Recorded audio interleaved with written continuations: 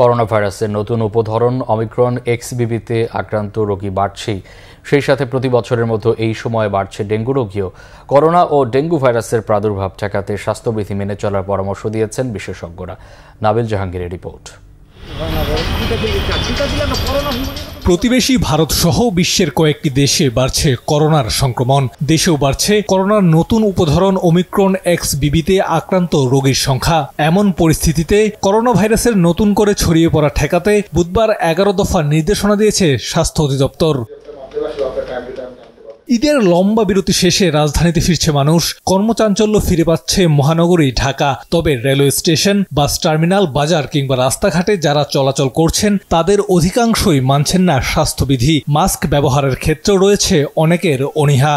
ঈদের পরে মানুষ আসতেছে, জনগণের প্রবাহ বাড়ছে, লোক সমাগম হচ্ছে। এখন যত লোক সমাগমের মধ্যে আমাদের সরকার বা ডাক্তাররা যেভাবে বলে সেই স্বাস্থ্যবিধি আমাদের অনুকরণ করা উচিত। রাস্তায় বেরোলে যে ধুলা বালিগুলা, তারপরও জীবন অনেকগুলো জীবন যেরকম এসে ছড়াইতেছে, সেই কারণে মাস্ক পরা আমি মনে করি সবারই পরানো উচিত। আমি তো ভুল করেছি, আপনাদের মাধ্যমে সবাইকে সচেতন করছি, সবাই যেন মাস্কটা ইউজ করে।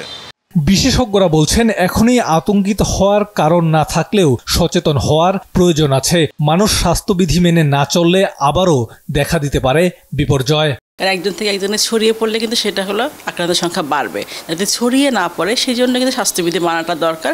এই জন্য সতর্ক করা দরকার যে এখনও কিন্তু আমাদের ওই পর্যায়ে যায়নি। আক্রান্ত যা আছে সে নিয়ন্ত্রণের মধ্যেই আছে, কিন্তু বিশ্ব অন্যান্য দেশে বেড়ে যাচ্ছে দেখে আমরা আগাম সতর্কবার্তা দিচ্ছি স্বাস্থ্যবিধি মানার জন্য। এটা মানলে কিন্তু সংক্রমণটা কম হবে, সেটা আমরা আশা করছি। এবং এটাই হলো আসলে মেইন পথটা। হ্যাঁ, তো অনেকে আসলে বুঝতে পারছে না, যারা এখন ঈদের সময় ঢাকামুখী হচ্ছে, লঞ্চে বাসে কিন্তু ভিড় থাকবে, জনসমাবেশ হবে, সেখানে একটু এড়িয়ে চলা, মাস্ক পরিধান করা, সাথে হাত ভালো মতো বিশ্বের সাবান ধুতে করা। পাশাপাশি দেশে বেড়ে চলা ডেঙ্গু ভাইরাসের আক্রমণ ঠেকাতেও সচেতনতাই প্রধান হাতিয়ার বলছেন এই স্বাস্থ্য বিশেষজ্ঞ। চেষ্টা করতে হবে সবসময় মশারির নিচে থাকা, আর সর্বোপরি বৃষ্টির পানি যেন ওই যে গাছপালা বা ফুলের টব অথবা বাসার আনাচে কানাচে ময়লা আবর্জনা এগুলো না থাকে, সেগুলোর দিকে খেয়াল রাখা।